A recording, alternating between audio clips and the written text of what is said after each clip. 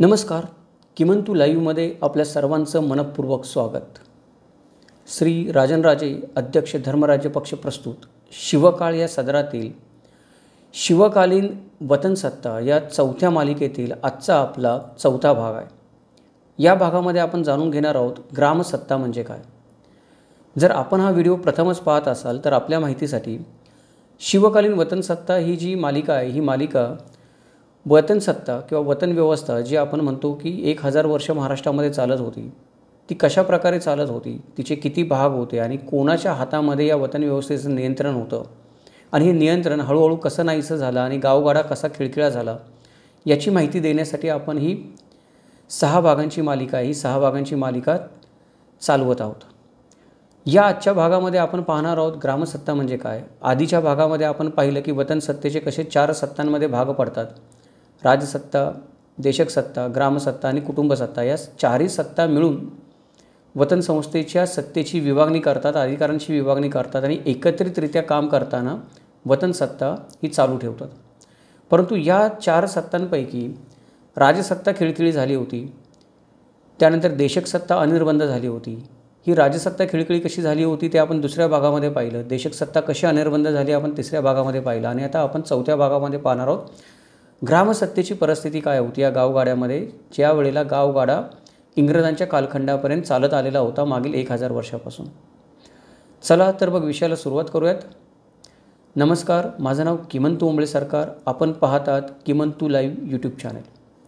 विषयाला सुरुवात करण्याआधी नेहमीप्रमाणे एक पूर्वसूचना आहे, ती अशी की हा जो भाग आपण आत्ताचा ग्रामसत्ता म्हणजे काय बनवत आहोत किंवा ही जी मालिका आपण बनवत आहोत शिवकालीन वतनसत्ता म्हणजे काय, ही मालिका किंवा हा भाग समजून घ्यायचा असेल तर आपल्याला याच्या आधी आपण ज्या 2 मालिका बनवलेल्या आहेत, शिवकालीन ग्रामव्यवस्था म्हणजे काय आणि शिवकालीन वतन व्यवस्था म्हणजे काय, हे 2 व्हिडिओ मालिका आहेत. या दोन्ही व्हिडिओ मालिकांमध्ये जवळपास मिळून 55पेक्षा जास्त व्हिडिओ आहेत. ते व्हिडिओ पाहणं गरजेचं आहे. ते व्हिडिओ पाहिले तर आपल्याला खऱ्या अर्थाने ग्रामसत्ता कशा पद्धतीने काम करत होती आणि ग्रामसत्तेचं पतन का झालं त्याची माहिती मिळण्यास मदत होईल. तर शक्य असेल तर आपणा सर्वांना विनंती आहे की हा भाग तर पहाच, पण हा भाग समजून घेण्यासाठी कृपया मागील व्हिडिओ पण पहा. ग्रामसत्ता म्हणजे काय हा विषय जेव्हा येतो तेव्हा सर्वात पहिल्यांदा आपण हे लक्षात घेतलं पाहिजे की मुसलमानी अंमल भारतामध्ये येण्याच्या ऐवजी मुसलमान पूर्व काळामध्ये भारतामध्ये सामंतशाही थोडीफार होती, पण सरंजामी व्यवस्था नव्हती. सरंजामी व्यवस्था म्हणजे जहागीरदार, जमीनदार, इनामदार ज्यांना काही ना काहीतरी इनाम राजाने दिलं आहे, सरंजाम दिलं आहे आणि त्याच्या बदल्यामध्ये ते राजाची सेवा करतायत. ही जी एक व्यवस्था प्रचलित झाली, रूढ झाली, प्रस्थापित झाली आणि आपण म्हणतो की शेकडो वर्ष चालत राहिली पुढची ती. तर ही व्यवस्था मुसलमान पूर्व काळामध्ये नव्हती. भारतातील त्यावेळची जी काही परिस्थिती होती त्यावेळची परिस्थिती पाहता ग्रामसत्ता ही नैसर्गिकरित्या जे लोक वस्तीला गावामध्ये आले त्या लोकांनी वस्तीसाठी अनुकूल असे नियम कायदे केले किंवा वस्तीच्या प्रगतीसाठी जे नियम कायदे बनवले त्यातून ग्रामसत्ता निर्माण झाली. का एखाद्या राजाने नियम बनवून ग्रामसत्ता निर्माण केली हे आपण आज सांगू शकत नाही. 2 याच्यामध्ये मतप्रवाह आहेत की कोणी आपले मित्र विद्वान आहेत ते असं म्हणतात की राजाने ग्रामसत्ता निर्माण केली, राजाने गावं बसवली आणि कोणी विद्वान अभ्यासक आहेत ते असं म्हणतात की नाही, शेतीची सुरुवात झाली आणि शेतीच्या सुरुवातीतून ज्या अधिकारांचं वाटप व्हायला लागलं, गरज लागायला लागली सेवा सुविधांची, त्यातून ग्रामसत्ता निर्माण झाली. मला असं वाटतं की मला विचाराल तर माझं असं मत आहे की नैसर्गिकरित्या ग्रामसत्ता निर्माण झाली, कारण शेतीचा शोध आधी लागला. त्याच्याबद्दल पण आपण मागच्या भागांमध्ये भरपूर चर्चा केली, त्यामुळे आता इथे बोलत नाही. संक्षेपमध्ये फक्त माझं मत सांगतो की मला असं वाटतं की शेतीच्या शोधानंतर माणूस गावामध्ये राहायला लागला आणि त्याच्यामधून त्याला ज्या सेवा सुविधांची गरज भासायला लागली वस्ती झाल्यानंतर शेतीच्या आजूबाजूला, त्यातून ग्रामसत्तेचं निर्माण झालं असं मला वाटतं. या ज्या ग्रामसत्ता होत्या, ग्रामसंस्था होत्या, त्या स्वतःमध्येच एक लहानसं प्रजासत्ताक राज्य होतं. म्हणजे या गावांना स्वयंपूर्ण असल्यामुळं कुठल्याही प्रकारे बाहेरच्या कुठल्याही दुसऱ्या गावाशी किंवा राज्याशी संपर्क ठेवायची गरज पडत नसे. गावातल्या सर्व लोकांच्या गरजा गावामध्येच भागत असत. गाव हे स्वतःमध्येच एक राज्य होतं. गावचा पाटील नावाचा एक राजा होता, त्याचे अधिकारी होते, वतनदार होते, अलुतेदार बलुतेदार होते.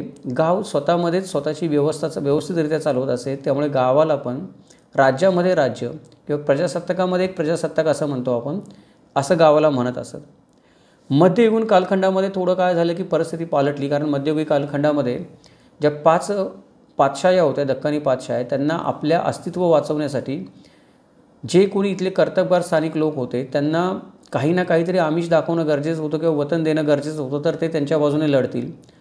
त्याच्यातून देशक सत्तेचा उदय झाला. देशमुख, देशपांडे, त्यानंतर आपण म्हणतो की शेटे, परागणे आणि अजून जी परगण्याच्या पातळीवरची जी वतनं होती ती सर्व वतनं मध्ययुगीन कालखंडामध्ये अस्तित्वात आली. त्याच्यामुळे मध्ययुगीन कालखंडामध्ये हे जे परगण्याचे देशमुख होते, देशपांडे होते, देसाई होते, खोत असतील, अजून कोणी असतील, त्यांच्याबरोबर गावकऱ्यांनी मिळून काम करायला सुरुवात केली गावाच्या उत्थानासाठी आणि ग्रामसत्ता आणि देशक सत्ता मिळून एकत्र काम करू लागली गावाच्या विकासासाठी. हा गावचा सगळा कारभार असे, ते गावचा सगळा कारभार हा गावच्या वतनदारांच्या हातामध्ये असे. म्हणजे आलुतेदार, बलुतेदार हे गावचे वतनदारच आहेत. कुणबी आहे तो पण गावचा मिराजदारच आहे. बाकी पाटील आहे, चौगुला कुलकर्णी आहेत, ते तर वतनदार आहेतच. मग ह्या सगळ्या गावचा कारभार यांच्या हातामध्ये होता वतनदारांच्या. तरी पण गावचा जो कारभार चालत असे तो वतनदारांच्या मर्जीने चालत नसे, तर गावचा कारभार हा सर्वांच्या अनुमतीने चालत असे. माझे ग्रामसंस्था होती, हे ग्रामसंस्थेचं नक्की महत्त्व काय होतं वतन संस्थेमध्ये? ही ग्रामसंस्था जी होती ती कशा प्रकारे ग्रामसत्ता राबवत होती किंवा ग्रामसत्ता कशा प्रकारे ग्रामसंस्थेचं नियमन करत होती, त्याच्यासाठी आपण ग्रामसत्तेचं महत्त्व थोडक्यामध्ये समजून घेऊयात. ग्रामसंस्थेचं फार महत्त्व होतं पूर्वीच्या काळी. त्याचं कारण असं होतं की गावातले जे भांडणतंटे असतात ते ग्रामसंस्थेमार्फत गावाच्या पातळीवरच निकालात काढण्याचा त्या काळी प्रघात होता. गावोगाव महाराष्ट्राच्या कडोकपारीमध्ये आपण म्हणतो की खेडेगावं जी होती ती महाराष्ट्रामध्ये जागोजागी डोंगरदऱ्यामध्ये कडेकपारीमध्ये वसलेली होती आणि प्रत्येक गाव जे होतं ते बहुतांशी स्वयंपूर्ण होतं, स्वतःच्या गरजा स्वतःच भागवत असे. शेतीच्या माध्यमातून या गरजा भागवल्या जात असत. शेतीच्या व्यतिरिक्त जे सेवा सुविधांची गरज गावाला लागत असे कसबी कारागिरांची, त्यांना आलुतेदार, बलुतेदार म्हणत असत. ते पण स्थायिक असत गावामध्ये. पोटाकरता ज्या काही सर्वांचं पोट पाणी चालवण्याकरता जे काही धान्य गावामध्ये उत्पन्न होत असते त्या धान्याचा विनिमय करून एकमेकामध्ये धान्य विनिमयातून व्यवहार करून गावची व्यवस्था चालत असते. त्यामुळे गावाला शक्यतो दुसऱ्या कोणाचे पाय पकडण्याची गरज येत नसते स्वतःचं पोट भरण्यासाठी. त्याच्यामुळे ग्रामसत्ता जी होती ती फार महत्त्वाची होती. ग्रामसत्तेचं आता आपण बघूया की कार्य काय होतं. ग्रामसत्तेचं कार्य आणि कर्तव्य काय होते. ग्रामसत्तेचं कार्य आणि कर्तव्य बघण्याच्या आधी आपण एक गोष्ट महत्त्वाची लक्षात घेतली पाहिजे की गाव जे होतं ते गाव कोणत्याही महसूल व्यवस्थेतलं अंतिम आणि शेवटचा घटक होतं, मूलभूत घटक गाव होतं. म्हणजे छत्रपती शिवाजी महाराजांची राजवट आल्यानंतर महाराष्ट्रामध्ये छत्रपती शिवाजी महाराजांनी नवीन महसूल यंत्रणा राबवली. ती महसूल यंत्रणा राबवण्यासाठी त्यांनी राज्याचे भाग केले, म्हणजे सुभा, परगणा, कर्या, तर्फ. त्याच्यानंतर आपण म्हणतो की गाव. अशा पद्धतीने काय केलं की विभाग केले. तर गाव जे होतं ते गाव मूलभूत घटक आहे. म्हणजे गावावरच राज्याचा सर्व डोलारा उभा आहे.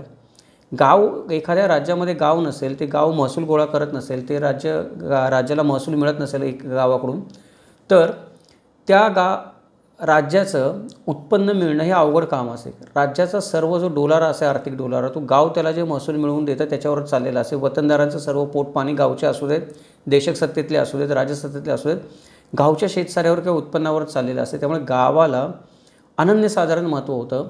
ग्रामसत्तेला अनन्यसाधारण महत्त्व होतं वतन व्यवस्थेमध्ये आणि राज्यव्यवस्थेमध्ये देखील, मध्ययुगीन कालखंडात आणि त्याच्या आधी देखील. आता अशी जी ग्रामसंस्था होती, ग्रामसंस्था काय कार्य करत होती, तिची कर्तव्य काय होती, थोडक्यामध्ये आपण काही कर्तव्यांची आणि कार्यांची यादी फक्त बघूयात. पहिलं जे कार्य होतं ग्रामसंस्थेचं ते म्हणजे गावच्या जमिनींची सर्व व्यवस्था पाहणे. जे काही जमिनी असतात त्या जमिनींची व्यवस्था पाहणे, त्या जमिनी कशा उपजाऊ राहतील नेहमी, त्यानंतर भांडणतंटे होणार नाहीत हे पाहणे, हे ग्रामसंस्थेचं वैशिष्ट्य होतं किंवा महत्त्व होतं. दुसरी गोष्ट की ज्या पडीक जमिनी असतील त्या पडीक जमिनी लागवडीखाली आणणे हे ग्रामसंस्थेचं प्रमुख कर्तव्य होतं की जेणेकरून जास्तीत जास्त जमीन लागवडीखाली आली तर जास्तीत जास्त लोकांचं पोटपाणी चालेल, राज्याला पण जास्तीत जास्त महसूल मिळेल. त्यामुळे पडीक जमिनी कुठं असतील तर ते लागवडीखाली आणणे. दुसरी गोष्ट की जंगलामधून नवीन पिकाऊ जमिनी निर्माण करणे, की त्या काळी जे जंगल प्रचंड प्रमाणामध्ये होतं, जंगलाने बहुतांश जमीन व्यापलेली होती, उपजाऊ जमीन कमीच होती, ती जंगल तोडून साफ करून उपजाऊ जमीन तयार करावी लागत असते. तर अशा प्रकारे जंगल तोडून पिकाऊ जमीन तयार करणं हे ग्रामसंस्थेचं कार्य होतं. त्यानंतर चोर चिलटांपासून पिकांचं आणि गावाचं रक्षण करणं ही पण ग्रामसंस्थेची जबाबदारी होती. नुसती जमीन लागवडीखाली आणली, त्याच्यावर पीक उगवलं आणि कोणी पण चोरून नेतं येऊन ते, किंवा आपण म्हणतो की पक्षी येत आहेत ते पीक खाऊन जात आहेत, जंगली गवे येत आहेत ते पीक तुडवून जात आहेत, त्याची नासाडी करून जात आहेत. तर ह्या अशा प्रकारच्या गोष्टींपासून पण नैसर्गिक आणि मानवी आपदा ज्या आहेत की नैसर्गिक संकट प्राणी जे नासधूस करतात जंगलाची, पक्षी प्राणी असतील ते, त्याच्यापासून पिकांचं रक्षण करणं. त्याचबरोबर चोर जे असतात ते चोर लोक येतात, ते पण पीक चोरून येतात किंवा लुटालूट होते, त्याच्यापासून पण पिकांचं रक्षण करणं ही ग्रामसंस्थेची जबाबदारी होती. याच्या व्यतिरिक्त पण आपण मागे चर्चा केली की दुष्काळ पडत असत, लढाया होत असत, परचक्र येत असे, त्याच्यामुळे पण मुलूक उजाड होऊन जाई. कारण परचक्र आलं की गावं लुटली जात असत, शेतीवाडी जळून टाकली जात असे, दुष्काळ पडला शेती होतच नसेल, लढाया होत असत तर उभं सैन्य त्या शेतामधून चालत जात असे शेतकऱ्याच्या. त्याच्यामुळं मुलूक उजाड होई, जमीन ओस पडे, अशा वेळेला वस्ती उठून जात असे. म्हणजे गावकरी काय करत असत, सोडून जात असत गाव अशा वेळी. त्यावेळेला ती सर्व वस्ती परत ते होती त्या जागी आणणे, जमिनी पुन्हा लागवडीखाली आणणे, त्यांची व्यवस्था करणे हे ग्रामसंस्थेचं काम होतं. म्हणजे देशकाचं काम असलं तरी जबाबदारी ग्रामसंस्थेची होती की या सर्व गोष्टी करणे. त्याच्याबरोबर गावावर टोळखा देत, जुन्या काळामध्ये टोळधाड येत असे मोठ्या प्रमाणामध्ये, रोगराई होत असे, दरोडे पडत असत, कधी अतिवृष्टी होत असे, कधी अनावृष्टी होत असे. ह्या ज्या आसमानी आणि सुलतानी आपत्ती येत असत गावावर न सांगता अचानक, त्या न सांगता अचानक येणाऱ्या सर्व आपत्तींचं प्रसंगी योग्य उपाययोजना करून गावचं रक्षण करणे हे ग्रामसत्तेचं काम होतं. त्याचबरोबर गावामध्ये जमिनीवरून, गुराढोरांवरून, एकमेकांच्या हेवादाव्यांवरून अनेक कारणाने भांडणं होत असत, तंटे निर्माण होत असत. ते सर्व तंटे सोडून न्यायदान करणं हे पण गावाचंच काम होतं, ग्रामसंस्थेचं काम होतं. याचा अर्थ जो कोणी गावावर अधिकार गाजवत असेल तो एका राज्यावरच अधिकार गाजवत होता.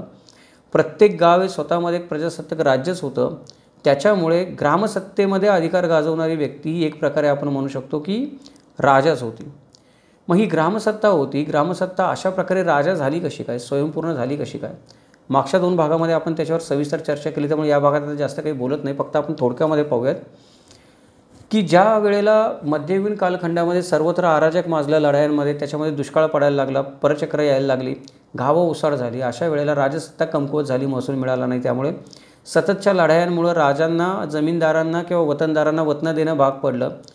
वतनदारांनी त्याचा फायदा उचलला. वतनदारांनी महसूल जनतेचं शोषण करून गोळा केला, पण राजाकडे भरलाच नाही. राजाकडे एवढी ताकद उरली नाही की तो वतनदारांना वटणीवर आणेल.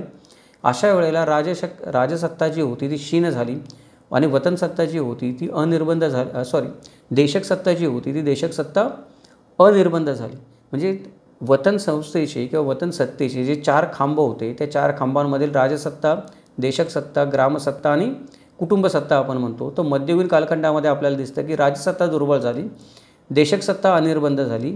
त्याचा फायदा असा झाला की देशक सत्तेचा आणि राजसत्तेचा जो काही होता तो राजसत्तेचा आपण म्हणतो की प्रभाव जो गावावर होता, गावाला त्यांच्या आज्ञेमध्ये राहावं लागत होतं, तो प्रभाव त्यांचा कमी झाला. देशक सत्तेच्या निमित्ताने किंवा राजसत्तेच्या निमित्ताने एक सुनियंत्रित, एकछत्री, दक्ष अशी जी राजव्यवस्था होती ती राजव्यवस्थाच नाहीशी झाल्यामुळे गावामधून पण जो काही महसूल गोळा करून तो भरला पाहिजे राजाच्या दरबारी, तो व्यवस्थित भरला जाईन असा झाला. ग्रामसत्तेने पण त्याचा थोडा फायदा उचलला. देशक सत्तेने अनिर्बंध झाल्यामुळे जहागीरदार एकमेकांमध्ये लढायला लागले. जे काही होते ते वतनदार होते, देशमुख देशपांडे होते, एकमेकांमध्ये लढायला लागले, राजाच्या विरोधात लढायला लागले. कोण कोणाच्या बाजूने कळेनासं झालं. त्याच्यामुळे एक महसूल यंत्रणा बसली होती. ती महसूल यंत्रणा पूर्णपणे विखुरली गेली. उत्पन्न देशमुख देशपांडेंचं पण कमी झालं, वतनदारांचं, आणि उत्पन्न राजाचं पण कमी झालं या अराजकतेमुळं. त्यातली राजसत्ता तर पूर्णपणे आपण म्हणतो की दुर्बलच होऊन गेली. आणि देशक सत्ता जी होती, देशक सत्ता आता कोणाच्या बंधनात राहिली नाही. स्वतःच्या मनाला येईल तसं वतनदार वागायला लागले. त्याच्याबद्दल पण आपण मागे चर्चा केली आहे. त्याच्यामुळं सरकार जे होतं ते सरकार किंवा राजा असेल त्याला एकतर नेहमी परचक्राची भीती असे. म्हणजे कुठलाही राजा असेल, राजाला नेहमी भीती वाटते बाहेरून कोणीतरी माझं राज्य लुटेल. राजाला नेहमी भीती वाटते की त्याला देशामधून पण शत्रुभय असते राजाला. म्हणजे राजाला भीती वाटते की देशातूनच कोणतरी उठेल माझाच माणूस आणि मला पदुच्छेद करेल आणि शासक होईल. मग ह्या गोष्टी टाळण्यासाठी राजांनी काय केलं की राजांनी त्यांचे जे अधिकार होते, आपण पाहिलं मागच्या भागामध्ये, ते वतनदारांमध्ये वाटून टाकले. म्हणजे अमुक एक भागासाठी अमुक एक वतनदार नेमला, अमुक एक भागासाठी अमुक एक जहागीरदार नेमला, अमुक एक भागासाठी कोणाला तरी राजा म्हणून पदवी दिली, त्याच्या हातामध्ये तिथला कारभार सोपवला. तर ही जी राजांनी विभागणी केली होती वतनदारांमध्ये राज्याची, त्या विभागणीमुळं मध्यवर्ती सरकार जे होतं किंवा राजसत्ता जी होती, त्या राजसत्तेचा जो धाक वाटायला पाहिजे जनतेला, तो धाकच नाहीसा झाला. कारण राजसत्तेचा संबंधच तुटला जनतेशी. आता जनतेचा संबंध फक्त वतनदारांशी येत असे, कारण राजानेच त्याचे सर्व अधिकार देशक सत्तेला म्हणजे वतनदारांना वापरण्याची मुभा आणि परवानगी दिली होती. ते अधिकार वापरून या देशक सत्तेने राजसत्तेला पण क्षीण करून टाकलं, दुर्बल करून टाकलं आणि जनतेला पण दुर्बल करून टाकलं. त्याच्यामुळे राज्यावरचं जे संपूर्ण नियंत्रण होतं राजाचं, म्हणजे आपण म्हणतो की एखादा प्रभावी शासक असेल, छत्रपती शिवाजी महाराज असतील किंवा पहिले माधवराव पेशवे असतील, त्याच्या आधी आपण बघितलं औरंगजेब असेल, अकबर असेल, अल्लाउद्दीन खिलजी असेल, यांना आपण प्रभावी शासक म्हणतो की यांचा वचक होता प्रत्येक घटकावर वतन संस्थेच्या. तो वचक नाहीसा करणारा शक्तिशाली शासक सर्व नाहीसे झाले. सत्ता जहागीरदारांच्या हातामध्ये गेली, विभागली गेली राज्याचं विभाजन होऊन. त्यामुळं संपूर्णपणे आणि पद्धतशीरपणे राज्याचं नियंत्रण करणं हे आता कोणाच्याही हातात राहिलं नाही. वतनदारांच्या पण राहिलं नाही, राजाचं तर बिलकुल हातामध्ये राहिलं नाही. त्याच्यामुळं ग्रामसत्तेला स्वयंपूर्ण व्हायला, स्वायत्त व्हायला मदत मिळाली. आता ग्रामसत्तेला विचारणारं कोण नव्हतं. त्यांनी काही निर्णय घेतले नाही घेतले तरी जमिनी लागवडीखाली आणल्या, किती आणल्या, कशा आणल्या, कर भरला नाही भरला, किती भरला, हा दाब नाहीसा झाला. घाबरायचं पण काही कारण राहिलं नाही राजाला किंवा वतनदारांना. त्याचं कारण असं की राजांना आणि वतनदारांनाच आता शेतकऱ्यांची गरज जास्त भासायला लागली. कारण शेतकरी जमीन कसतील तर त्यांना पैसा मिळणार होता. त्यामुळे ते लोक पण शेतकऱ्यांच्या हातापाया पडायला लागले. आता राजसत्तेतले जे वतनदार होते आणि देशक सत्तेतले जे वतनदार होते त्यांना मोठ्या प्रमाणावर महसुलासाठी ग्रामसत्तेची गरज भासायला लागली. त्यामुळे ग्रामसत्ता जी होती ती ग्रामसत्ता पण आपण म्हणतो की आत्मनिर्भर झाली. पण त्याच्याबरोबर ग्रामसत्ता ही स्वावलंबी होण्याबरोबरच, स्वयंपूर्ण होण्याबरोबरच ग्रामसत्ता थोडीशी उद्दाम देखील झाली की आता माझी गरज आहे सर्वांना. म्हणजे इंग्रजांचं राज्य येता येता 1000 वर्षापासून ही ग्रामसत्ता किंवा वतनसत्ता भारतामध्ये काम करत होती. इंग्रजांचं राज्य येता येता अशी परिस्थिती झाली की इंग्रजांनी भारत जिंकण्याच्या आधी राजसत्ता पूर्णपणे दुर्बल होऊन लयाला गेली. जहागीरदार सर्वत्र माजले. त्याच्यामुळे देशक सत्ता अनिर्बंध झाली. ग्रामसत्ता जी होती ती ग्रामसत्ता टिकाव धरून होती, पण ग्रामसत्तेवर आता कुठलं बंधनच राहिलं नाही. ग्रामसत्ता पण काय झाली, निर्बंध झाली, बेलगाम झाली की आता ग्रामसत्तेची गरज सगळ्यांना लागल्यामुळे ग्रामसत्तेने पण स्वतःचे निर्णय स्वतः घ्यायला सुरुवात केली. त्याच्यामुळं राजसत्ता, देशक सत्ता, ग्रामसत्ता आणि कुटुंबसत्ता या सगळ्यांनी मिळून जर व्यवस्थित कारभार केला तर वतनसत्ता व्यवस्थित चालणार होती. या सगळ्यांनी मिळून एकत्र कारभार केला तर गावगाडा व्यवस्थित चालणार होता. त्यातल्या 2 सत्तांनी स्वतःचे कर्तव्य सोडून दिली, राजसत्ता आणि देशक सत्तेने. ग्रामसत्तेने कर्तव्य सोडून दिली नाही, पण फायदा उचलायला सुरुवात केली परिस्थितीचा. त्याच्यामुळे हळूहळू गावगाडा ढासळायला सुरुवात झाली. ही परिस्थिती आपण म्हणतो की भारत देशामध्ये केव्हापासून सुरू झाली आपण नक्की सांगू शकत नाही. मध्ययुगीन कालखंडामध्ये सुरुवात झाली, परंतु राजांच्या हातामधून सत्ता निघून जहागीरदारांच्या हातामध्ये गेली आणि ग्रामसत्तेने त्याचा फायदा उचलायला सुरुवात केली. त्याच्यानंतर राजांनी पण असं म्हणायला सुरुवात केली की आता नकोच मला, तुम्ही फायदा उचलताय, माझ्या हातामध्ये सत्ता नाही तर तुमचं तुम्हीच बघा. म्हणजे राजसत्ता असं म्हणायला लागली की तुमचा जो काही गावचा भार आहे, गावचा भार म्हणजे काय की गावाला पोटपाणी चाललं पाहिजे, गावच्या प्रत्येक माणसाचं पोटपाणी भरलं पाहिजे, मग गावावर भार आहे तेवढं अन्न कमवणं. तर आता गावानेच भार उचलावा. राजा म्हणायला लागला तुम्ही तुमचीच सत्ता राबवताय, तुम्ही फायदा घेताय आम्ही दुर्बल झाल्याचा, तर तुम्ही आता इथून पुढे आमच्याकडे येऊ नका कुठली गोष्ट मागायला, तुमचं तुम्ही बघा आणि तुमचं तुम्ही भागवा, मला फक्त एवढा महसूल मिळाल्याशी संबंध आहे. त्याच्यानंतर वेगवेगळ्या जाती असतात, त्या जाती पण स्वतःचे काही ना काही तंटे, वादविवाद, त्यांचे प्रश्न असतात, ते पण राजदरबारी जात असतात. ज्यावेळेला राजाचा धाक असते त्यावेळेला आता राजाने त्याच्यातून अंग काढून घेतलं की तुमचे जातीचे धर्माचे प्रश्न पण तुम्ही तिकडे जाऊन धर्मशास्त्रांकडे जाऊन मिटवा, धर्मसभेमध्ये गोतसभेमध्ये जाऊन मिटवा, ते पण घेऊन आमच्याकडे येऊ नका. कारण तुम्ही आता आम्हाला महसूल देत नाही, सांगतो तेवढा देत नाही, पुरेसा देत नाही, वेळेला देत नाही, कधी कधी देत पण नाही वर्षानुवर्ष. तर तुमच्या वादाची पण जबाबदारी आम्ही घेणार नाही, तुमच्या संरक्षणाची पण जबाबदारी आम्ही घेणार नाही, तुमच्या धर्मजातीच्या प्रश्नांची पण जबाबदारी आम्ही घेणार नाही, तुमच्या जमिनीच्या लागवडीसाठी जे उपाययोजना करायच्या त्याची पण जबाबदारी आम्ही घेणार नाही. पण तुम्ही अजूनही राजसत्तेचा भागात कुठेतरी वतनसत्तेचा भागात मग आम्हाला एवढा महसूल देणं भाग आहे. नाही दिला तर शक्य झालं आम्हाला तर आम्ही येऊन गावची गर्दन पिरगळू. म्हणजे राजाची एवढी ताकदच राहिली नव्हती की राजा वतनदारांवर हल्ला चढवेल किंवा राजा गावामध्ये जाऊन पण एखादं गाव जाळेल स्वतःचं. तेवढी ताकद राजांमध्ये राहिली नाही नंतरच्या काळामध्ये. 1707 नंतर ही परिस्थिती उद्भवली औरंगजेबाच्या मृत्यूनंतर. पण त्यावेळेला पण राजा काय करू शकत असे की एखादं गाव जाळणे इतकं तरी सैन्य राजाकडे असे तर राजा ती धमकी देऊन त्यांच्याकडून थोडाफार महसूल काढायचा प्रयत्न करत असे किंवा जमिनीची मालकी ठरवण्याचा अधिकार हा राजाकडेच अजून पण होता. गावागावामध्ये कोणी जमिनीची मालकी ठरवू शकायचं नाही, कारण गावागावामध्ये कुणाचं जुळायचंच नाही. मी म्हणतो ही जमीन माझी एवढी, तो म्हणतो माझी जमीन एवढे. गावामध्ये त्याचा निवाडाच होऊ शकत नसते, कधीतरी बाहेर जावं लागायचं. म्हणून राजाची त्या काळामध्ये एक रबर स्टॅम्प म्हणून का होईना गरज होती. त्याचा फायदा घेऊन राजाने ठीक आहे रबर स्टॅम्प म्हणून मी तुम्हाला मान्यता देतो, पण इथून पुढे तुमची कुठलीही जबाबदारी मी घेणार नाही, असं राजसत्तेने अघोषितपणे घोषित केलं. वतनदार तर कधीच जबाबदारी घेत नव्हते, गावाची कुठली देशक सत्ता होती ती. त्याच्यामुळे गावांना आता स्वयंपूर्ण होणं भाग पडलं. मी म्हटलं तसं गावांना आता स्वतःचं संरक्षण स्वतःच करणं भाग पडलं आणि त्याचा फायदा जो आहे तो पण गावांनी उचलला. ग्रामसत्ता ही आता तेवढी राजसत्तेला आणि देशक सत्तेला जुमानेनाशी झाली. त्याच्यामुळे गावगाडा हा एक स्वतंत्र वेगळा सुभाच होऊन बसला स्वतःमध्ये. त्यातली सर्व कामं जी होती ते वतनदार इनामदार यांच्याकडे पिढ्यानुपिढ्या चालू राहिली आणि गाव स्वतःमध्येच गुरफटून गेलं. आता गावाला बाहेरशी काही देणं घेणं राहिलं नाही, आपलं फक्त गाव चालवायचं, नाममात्र महसूलवरती भरायचा, विषय संपला. अशा पद्धतीने गावगाडा चालायला लागला. पण याचा दुष्परिणाम हा झाला की राजसत्ता शीन खिळखिळी दुर्बल झाली. वतनसत्ता जी म्हणतो देशक सत्ता ती अनिर्बंध झाली. ग्रामसत्ता होती ती ग्रामसत्ता अलिप्तपणे कारभार करायला लागली बंधनं सैल झाल्यामुळं. याच्यामुळं या सगळ्यांनी एकत्र येऊन जो गावचा गावगाडा चालत होता किंवा जो राज्यकारभार चालत होता त्याच्यासाठी जी वतनसत्ता काम करत होती एकत्र, ती आता 3 जणांची तोंड 3 दिशेला झाल्यामुळं हळूहळू राज्याला घरघर लागायला लागली. त्याचे दुष्परिणाम झाल्यानंतर जहागिरींना पण घरघर लागायला लागली आणि आज जरी गावं सुपात होती तरी उद्या ती जात्यात जाणार होती. म्हणजे आज जरी गावांना काही फरक पडत नव्हता, राज्य नाहीसं झालं काय, राज्यसंस्थेचा प्रभाव कमी झाला काय, त्यानंतर देशमुख देशपांडे नाहीसे झाले काय किंवा ते बेलगाम वागायला, त्याचा आज गावाला फटका बसत नव्हता. पण उद्या बसणार होतं. उद्या इंग्रजांचं राज्य येणार होतं, त्यावेळेला गावाला वाचवायला कुणी येणार नव्हतं. आज गावाला वाटत होतं की बरं झालं राज्यसत्ता कमकुवत झाली, धाक संपला, त्यांचा फारच जाच होत होता.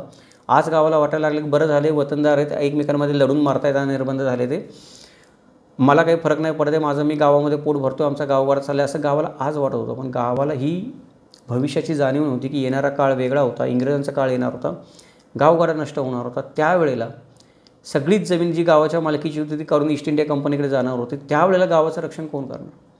आधी ज्या वेळेला अशी परिस्थिती गावावर ओढवत असे त्यावेळेला राजसत्ता आणि देशक सत्ता गावाच्या रक्षणासाठी येत असे. पण आता देशक सत्ता आणि राज्यसत्ता त्या परिस्थितीमध्येच राहिली नाही की ती गावाच्या रक्षणाला येईल आणि गावाने पण अलिप्त भूमिका घेतली. हे दोघंजण शीन झाल्यानंतर की आमचं आम्ही बघून घेऊ, तुमची आम्हाला गरज नाही. त्याच्यामुळे पण जेव्हा गावावर उद्या संकट उडावलं की ज्यावेळेला इंग्रजांचं राज्य आलं तेव्हा गावगाडा नष्ट होण्याचं, जमिनी सर्वांच्या हातून गेल्या, त्यावेळेला देशक सत्तेने राजसत्ता तर राहिलीच नव्हती, पण वतनदार जे होते देशक सत्तेमधले ते गावातल्या लोकांना मदत करू शकत होते. पण त्यांनी पण हात वर केले की तुम्ही आमचा फायदा उचलला. मागच्या वेळेला तुम्ही म्हणत होता की तुमचं गाव स्वयंपूर्ण आहे, तुमचं तुम्ही बघायला दादा, तुमचं तुम्ही बघा. आणि दुसरी गोष्ट की काही वतनदारांची मदत करायची इच्छा होती पण त्यांची पण बिचाऱ्यांची वतनं निघून गेली होती, त्यांच्याकडचा अधिकार राहिले नाहीत, त्यांच्याच पोटापाण्यावर वेळ आली दारोदार फिरायची, तर ते लोक गावाची मदत कुठून करणार होते. त्यामुळे अलिप्त राहण्याचे धोरण जे ग्रामसत्तेनं स्वीकारलं याचा फायदा घेऊन राज्यसत्ता कमकुवत झाल्याचा आणि देशसत्ता अनिर्बंध झाल्याचा ते नंतर ग्रामसत्तेच्याच मुळावर उलटलं ज्यावेळेला इंग्रजांचं राज्य आलं त्यावेळेला. तर हे झालं की थोडासा इतिहास. पण आता वतनसत्तेमध्ये ग्रामसत्तेचं एकंदरीत स्थान आणि महत्त्व काय होतं, तर मगाशी म्हणल्याप्रमाणे आपण बघूयात की 10 आपण मुद्दे बघूयात की ग्रामसत्तेचं महत्त्व काय होतं. हे 10 मुद्दे तुम्हाला सांगता पण येतील कोणी विचारले तर, की ग्रामसत्ता का महत्त्वाची होती. तर मराठीकालीन स्थानिक घटक म्हणजे ग्राम किंवा खेडेगाव. हा स्थानिक घटक कशामधला? महसूल व्यवस्थेमधला. महसूल व्यवस्थेमधला किंवा समाज व्यवस्थेमधला सगळ्यात पहिला मूलभूत स्थानिक घटक जो होता तो गाव होता. गावावर सगळा डोलारा उभा होता. हे गाव 40 गावांचं मिळून एक परगणा बनायचा, परगण्यांचा मिळून सुभा बनायचा, सुभ्याचं मिळून राज्य बनायचं. असं जर गाव पहिलं आणि त्याच्यानंतर हा सर्व राज्यव्यवस्थेचा डोलार आहे, गावच कोसळून पडलं तर बाकीच्या सगळ्या व्यवस्था कोसळून पडणार. त्याच्यामुळे ग्रामसत्तेला फार महत्त्व होतं. दुसरा मुद्दा असा होता की स्थानिक इतिहासामध्ये एक स्वतंत्र स्थानिक घटक व गावगाड्यामुळे खेड्यास अनन्यसाधारण महत्त्व प्राप्त झालं होतं. म्हणजे एकतर मी मगाशी म्हटलं की गाव आता स्वतंत्र घटक निर्माण झाले. दुसरी गोष्ट गावगाडा ही अशी गोष्ट होती की जी गावाला स्वतःच चालवत होती. गावाला गरजच नव्हती राजाने त्यांना काही अनुदान द्यायची किंवा गावाला गरजच नव्हती की वतनदाराकडे जाऊन काही तोंड वेंगाडतील आमच्यासाठी असं करा म्हणून. दुष्काळ आला, आपत्ती आली, अजून दुसरं काय आलं, संकट आलं तरी गाव काय करत असे, स्वतःचं रक्षण करत असे. गावाकडे स्वतःचा धान्याचा साठा असे, वेळ पडली तर तो साठा वापरून गाव गुजराण करू शकत असे दुष्काळी परिस्थितीमध्ये. त्यामुळे गावाला एक अनन्यसाधारण महत्त्व झालं की गावाला आपण बुडवू शकत नाही, आपल्याला गावाची गरज आहे असे बाकीच्या सत्तांना जाणीव झाली होती. त्यामुळे गाव एक महत्त्वपूर्ण घटक होऊन बसलं. तिसरी गोष्ट म्हणजे मराठीकालीन गाव जे होतं ते सर्वांगीण दृष्ट्याने स्वयंपूर्ण होतं. स्वयंपूर्ण होतं म्हणजे मगाशी मी जे सांगितलं की गावामध्ये किंवा मागच्या भागामध्ये आपण बघितलं की गावामध्ये फक्त 2च गोष्टींची गरज लागत असे त्या काळी. पहिली गोष्ट म्हणजे मीठ, जे गावात बाहेरून मागवावं लागत असे, आणि काही गावामध्ये तेल बाहेरून मागवावं लागत असे, त्या गावामध्ये तेलही नसेल तर.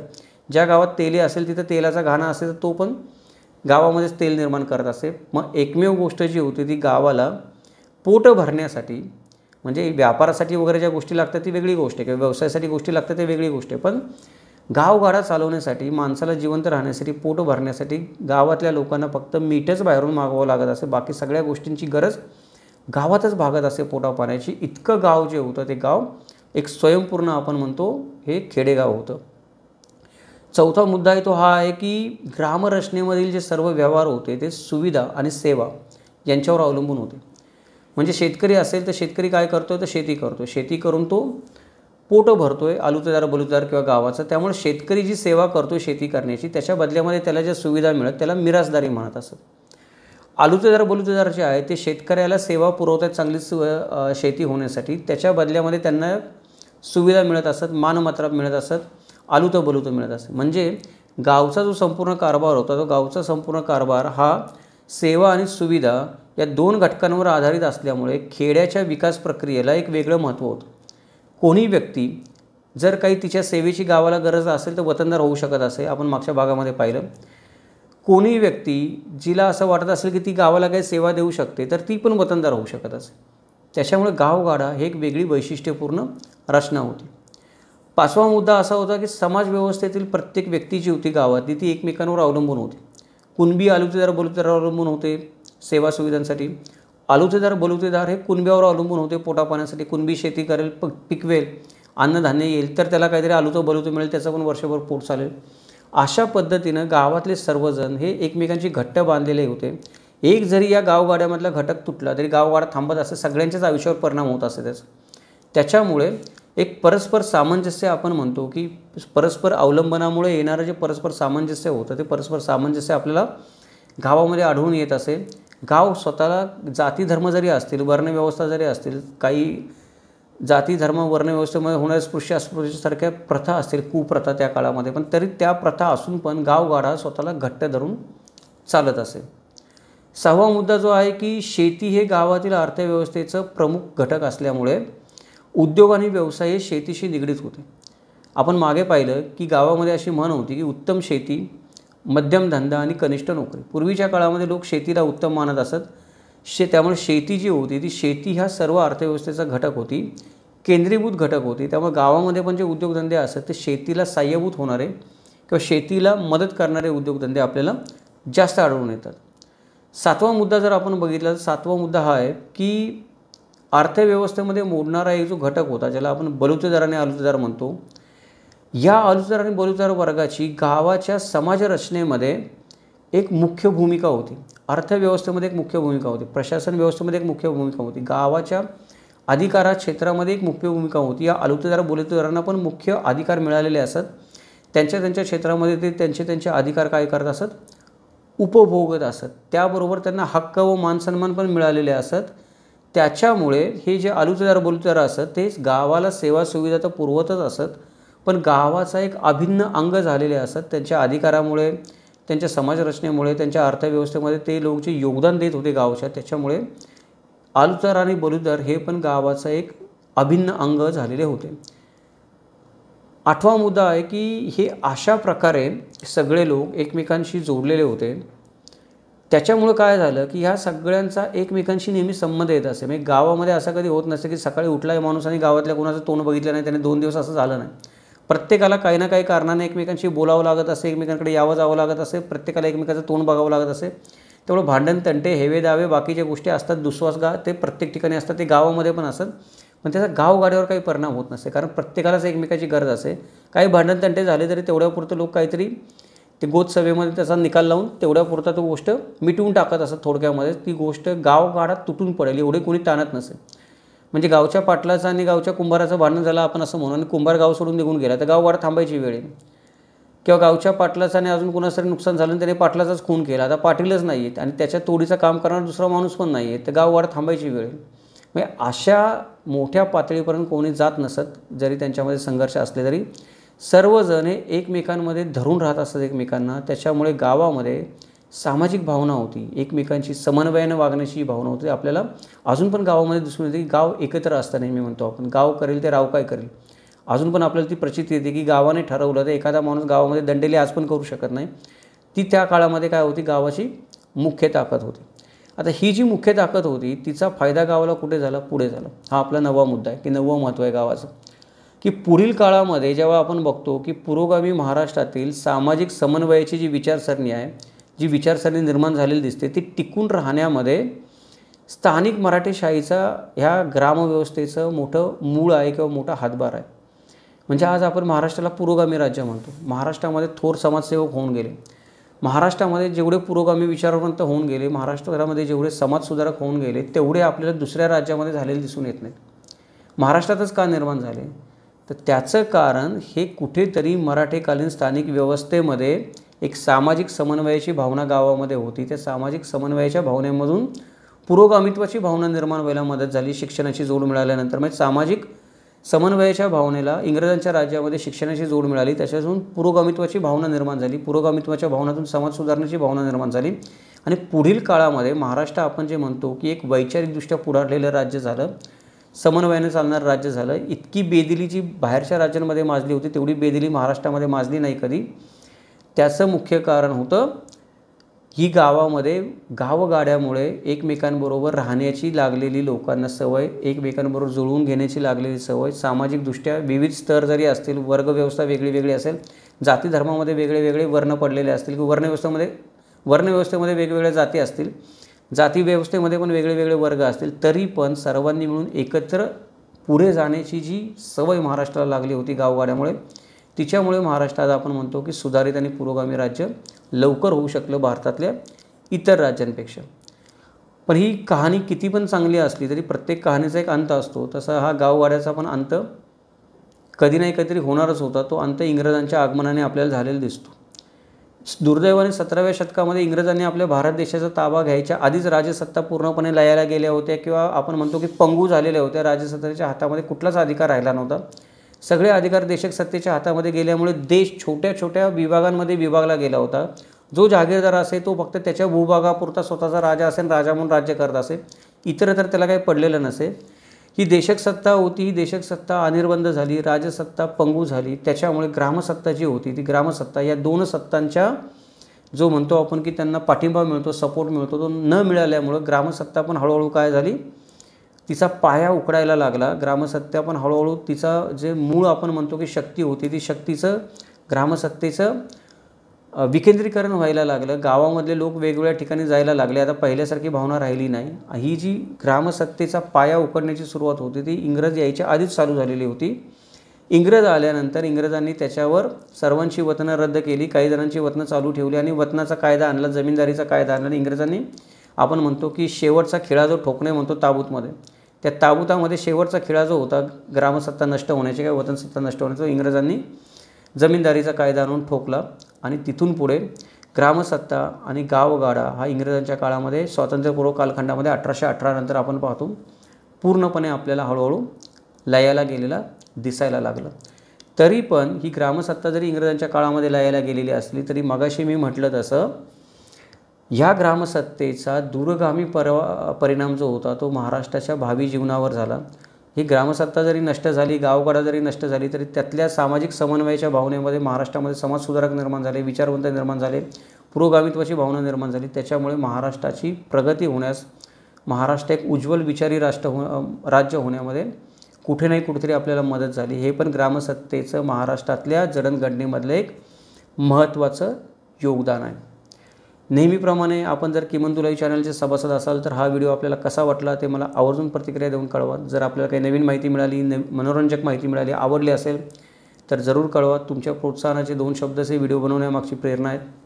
जर आपण या व्हिडिओच्या निमित्ताने किमंतू लाईव्ह चॅनलला प्रथमच भेट देत असाल तर आपल्याला विनंती आहे की चॅनलला सबस्क्राईब करा, नोटिफिकेशन बटन ऑन ठेवा, जेणेकरून अशा प्रकारचे इतरही माहितीपूर्ण व्हिडिओ आपल्याला आगामी काळामध्ये येणारे पाहता येतील. परत एकदा आधी केलेली विनंती की हा व्हिडिओ फक्त एक आपण म्हणतो की सारांश आहे ग्रामसत्तेचा. ग्रामसत्ता किंवा ग्रामसंस्था आहे आणि तिचं वतन व्यवस्थेमधलं स्थान आहे हे जर आपल्याला समजून घ्यायचं असेल तर ते समजून घेण्यासाठी आधी मी म्हटल्याप्रमाणे आपल्याला ज्या व्हिडिओ मालिका आपण वेगळ्या वेगळ्या बनवलेल्या आहेत त्या व्हिडिओ मालिका सर्व पाहणं गरजेचं आहे. त्यातली व्हिडिओ पाहणं गरजेचं आहे जेणेकरून आपल्याला मध्ययुगीन कालखंड किंवा त्याच्या आधीचा कालखंड जो होता ज्यात वतन व्यवस्था लागू होती, त्यानंतर आपण म्हणतो वतन संस्था लागू होती, ग्रामव्यवस्था गावगाडा चालू होता, त्याचं एक व्यापक चित्र आपल्या डोळ्यासमोर उभं राहायला आपल्याला मदत होईल. त्यामुळे शक्य झालं तर आपल्या सर्वांना विनंती आहे की जर आपण हा व्हिडिओ पाहिला असेल तर कृपा करून हा विषय अजून चांगल्या प्रकारे समजून घेण्यासाठी आधीचे व्हिडिओ पण आपण पाहावेत ही आपल्याला सर्वांना विनंती. त्याचबरोबर हे अशा प्रकारचे नाविन्यपूर्ण, संशोधनपूर्ण, माहितीपर व्हिडिओ बनवण्यासाठी नेहमीच प्रायोजकत्वाची गरज लागते. आपल्या या व्हिडिओचे तसेच संपूर्ण व्हिडिओ मालिकेचे प्रायोजक श्री राजनराजे साहेब, अध्यक्ष धर्मराज्य पक्ष, त्यांचे पण किमंतू लाईव्ह चॅनलतर्फे आणि आपल्या सर्वांमार्फत मनपूर्वक आभार. पुढचा जो आपला व्हिडिओ आहे तो पुढच्या विभागामध्ये आपण पाहणार आहे की कुटुंब सत्ता म्हणजे काय. आपण पाहिलं की वतन सत्ता जी होती ती 4 भागात विभागलेली होती. आजच्या भागामध्ये आपण 3 भाग जे होते ते पूर्ण केलेत. मागच्या भागामध्ये आपण राजसत्ता म्हणजे काय, देशक सत्ता म्हणजे काय ते पाहिलं. या भागामध्ये आपण ग्रामसत्ता म्हणजे काय पाहिलं. उद्याच्या भागामध्ये आपण वतन सत्तेचा शेवटचा जो भाग होता कुटुंब सत्ता, त्याचं नेमकं कार्य, कर्तव्य आणि महत्त्व काय होतं ते थोडक्यामध्ये पुढच्या भागामध्ये समजून घेणार आहोत. तोपर्यंत पाहत राहा किमंतू लाईव्ह यूट्यूब चॅनल. भेटूयात आपण एका नवीन व्हिडिओसोबत. जय महाराष्ट्र, जगदंब.